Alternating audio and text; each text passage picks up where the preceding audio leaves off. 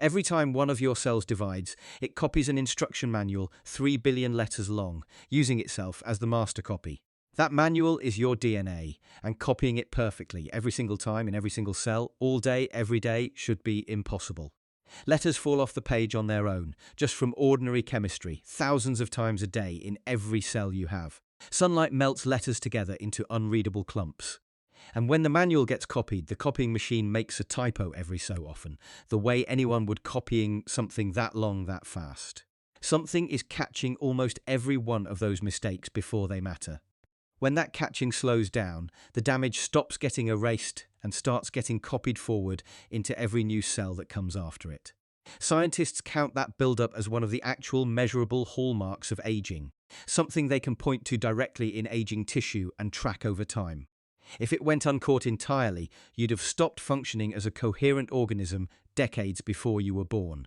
In 2015, 3 scientists won the Nobel Prize in chemistry for mapping out exactly how that catching happens. Here's what actually got me to make this video though. There's a real published study behind the claim that a specific food-derived compound cut cancer risk by 23% by directly boosting this system. That's true, and it's genuinely good proof this process responds to what you actually do. But almost nobody telling you about it also tells you it only held up in one specific group of people. And when a separate trial tried it on a higher risk population, it did nothing at all. I want to walk you through what's actually solid here, what 4 foods the current research points to, and one very popular health food that the data says works against you. So what's actually happening in there? Think of your DNA less like a molecule and more like a manuscript that never stops being copied, with 3 separate repair crews, each cleaning up one of those problems from a minute ago. Thomas Lindahl was the first to measure how often letters just fall off the page on their own, back in the early 1970s, and the number was so high it should have made life on Earth impossible. His crew, Basic Excision Repair, notices the gap and pastes in the correct letter. Aziz Sankar mapped the crew that handles the sun-damaged patches, Nucleotide Excision Repair, which cuts out the whole smudged section and rewrites it clean.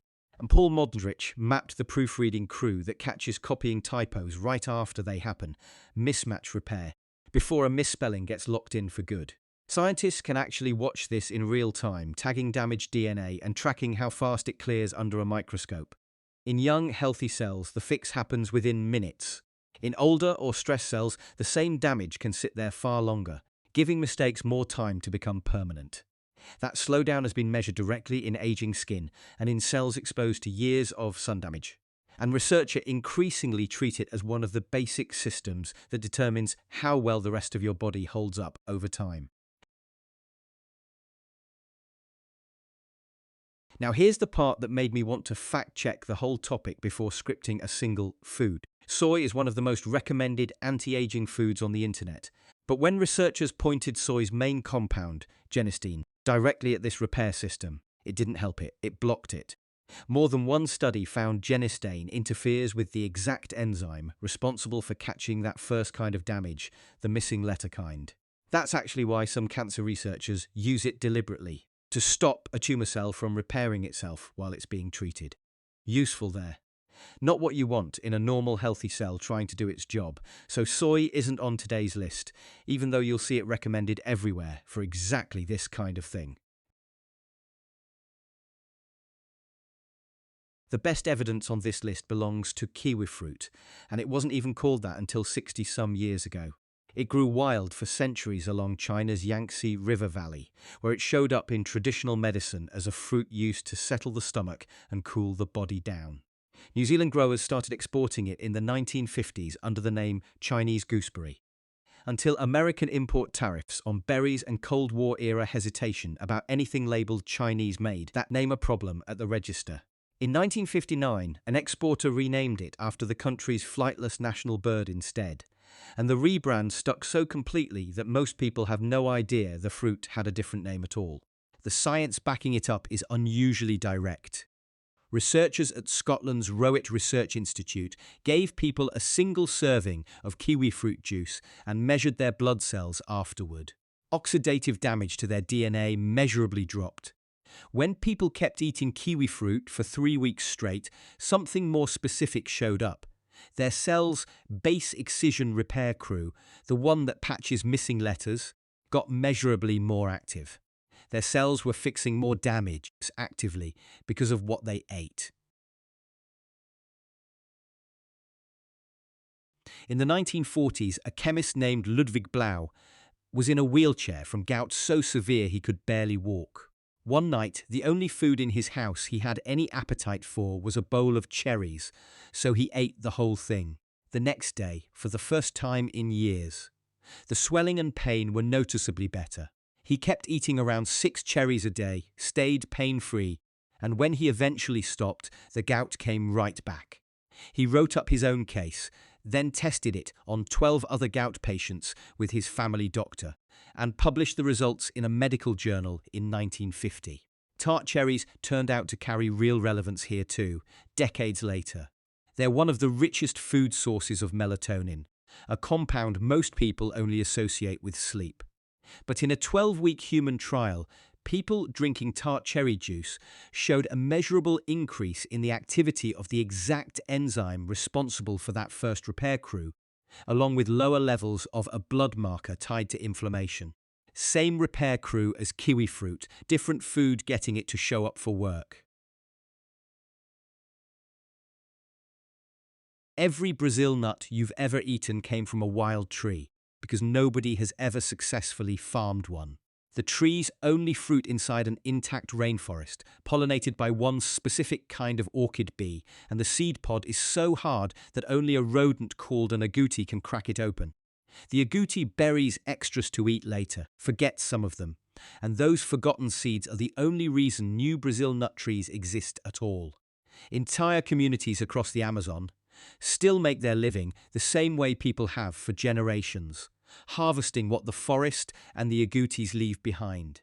Brazil nuts are also the single richest food source of selenium on the planet, and selenium turns out to directly power a different part of this repair system, helping recruit the proteins responsible for finding and cutting out damage before it gets copied.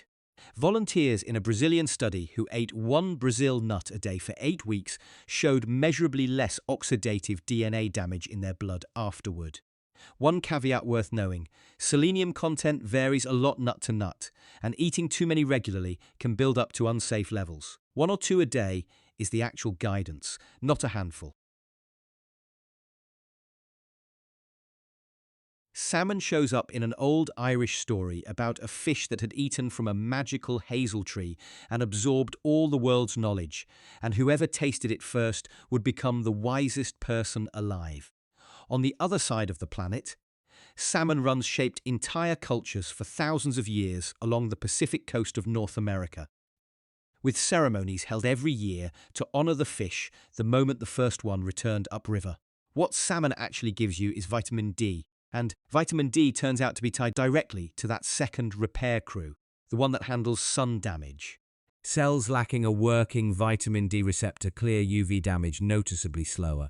And in a human trial, people given vitamin D showed measurable changes in how active their repair genes were. There's something almost fitting about that. The same sunlight your body uses to help make vitamin D in your skin is also the thing that vitamin D then helps you recover from. Let's be straight about what's strong here and what isn't. Kiwi fruit and tart cherries have the best evidence, both tested directly in people, both shown to speed up the repair crews themselves. Brazil nuts and salmon are backed by real mechanisms and real human data too, just slightly less direct. And that 23% number I mentioned earlier, from a well-known trial on a related compound, only held up in people with a specific risk history. When the same approach was tried in transplant patients, it did nothing. That's worth knowing before you repeat the number to anyone. The real story is a maintenance system your body runs constantly, quietly, in every cell, for as long as you're alive. How well it keeps running is a real part of what aging actually is at the cellular level. And what you eat is one of the small number of things that measurably changes it. Have some kiwi fruit this week. Try tart cherries instead of a supplement aisle. Keep the soy. Just don't expect it to help with this one. If this changed how you think about what's actually happening inside you right now, hit subscribe. We check the science on this channel instead of recycling it. Take care of yourself from the inside out.